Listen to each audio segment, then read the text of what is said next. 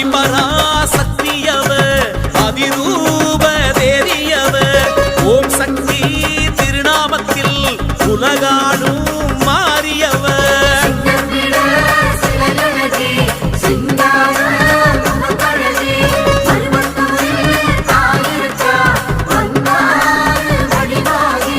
வேம்பும் பாம்பும் அம்மாவசம் மருவத்தூரு அத்தானேசம் செவ்வாடக்காரி தாயின் வசம் பக்தி வச்சோம்